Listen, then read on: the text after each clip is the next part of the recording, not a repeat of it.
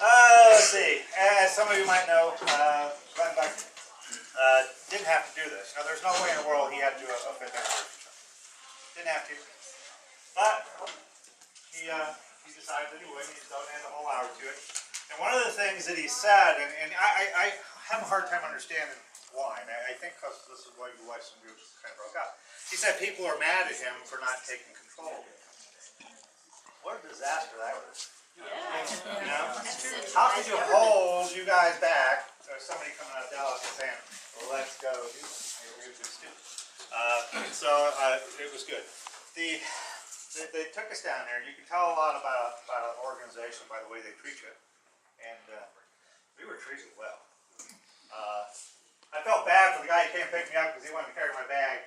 And I wanted to carry his coat and stuff because he was, but it was nice.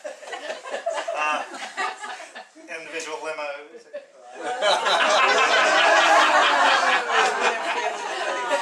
was going to make my wife drive me over here. She said no.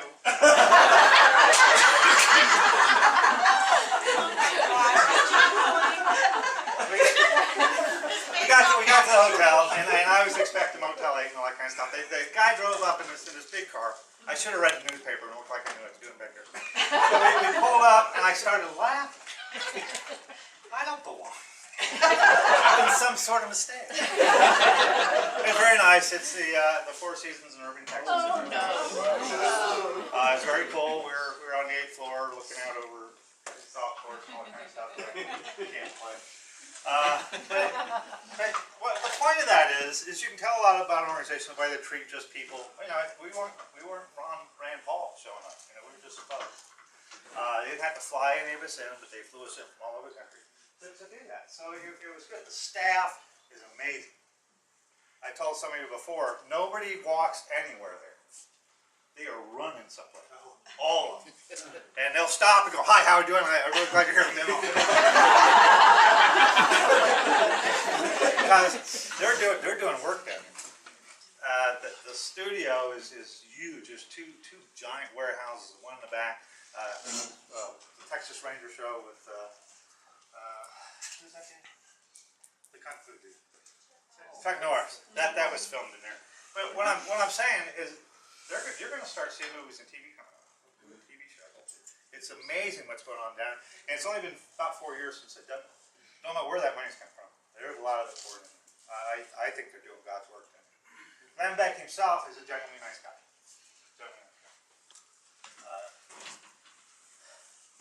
Talked to it, acted like he cared. And I honestly think he did. Did he cry? You know, he tried to. Almost. Yeah, but the thing is it was good. The best part of the whole thing was connecting with other folks from around the country. Pennsylvania was there, Florida, Kentucky, some folks from Texas. And it was good to sit here and just talk to them in the back while we were waiting to go to the studio, and just to see what they were doing. They're very passionate. They're very motivated. They're not as good as you. I told them. I heard somebody's from Texas. But the thing is, if we could take you and drop you into Pennsylvania, that would explode that group. It's just, they're doing great things, okay? But it's the diversity of this thing. It's incredible. Like that, we have this stuff. Some of the other groups are doing all good stuff, but they haven't got about 4. So we'll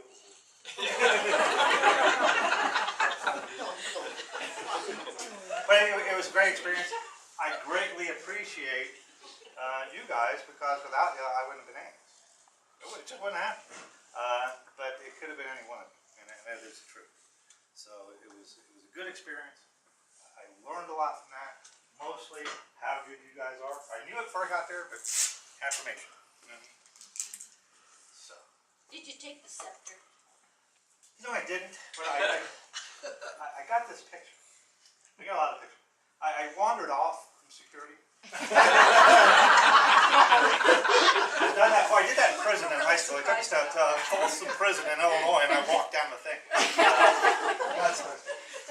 So I'm walking walking down, I'm taking pictures on the wall. These walls are 20 foot tall. They got these big murals and stuff. And so I'm taking them, and I walk over to one. It was Han Solo in carbonite. I don't know if you heard him talk about this. So I got my camera out, and the security guard comes running over and says, no, you can't take that picture. There's a special circumstance. And I said, okay, sir, I won't take that picture. You can see it here. It was a wonderful place. What was They that are about serious. values and principles? They had no right to tell me I couldn't take that picture.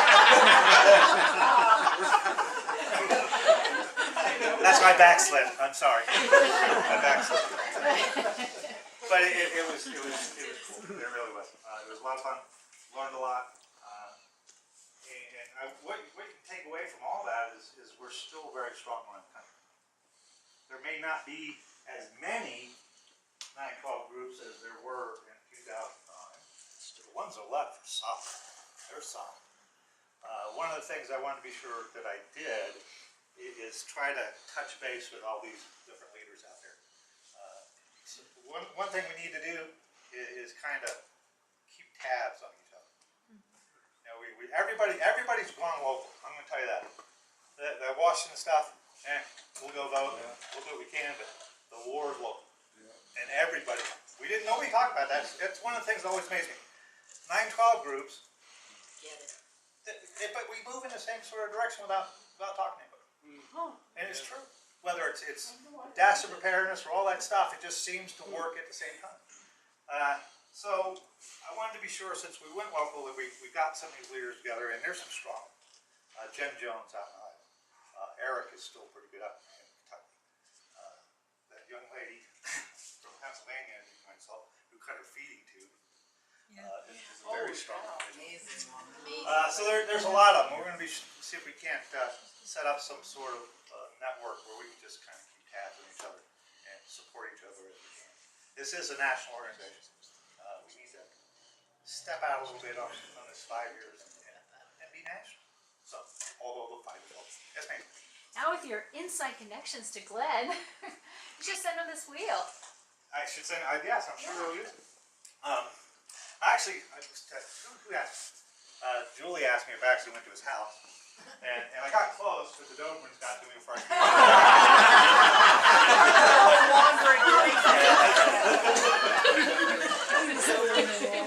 But the truth of the matter is, the point is, this would be what he would do.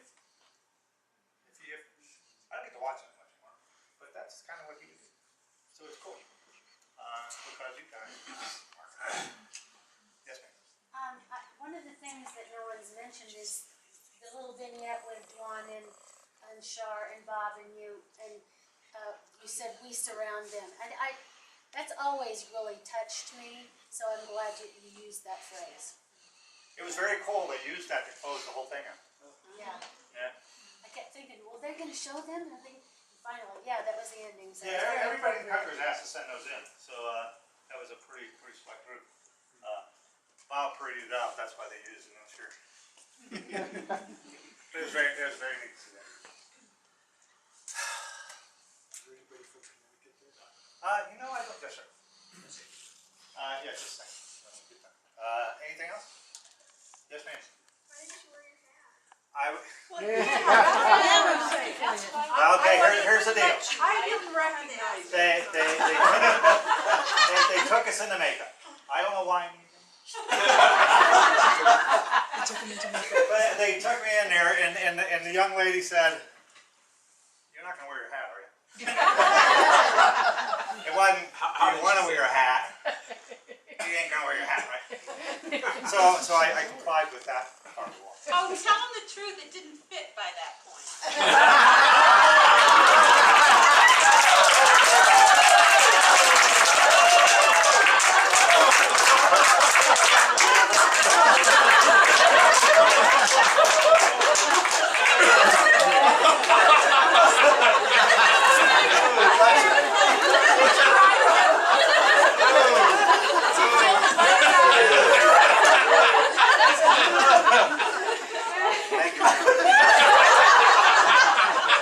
Well, there's always truth and all that.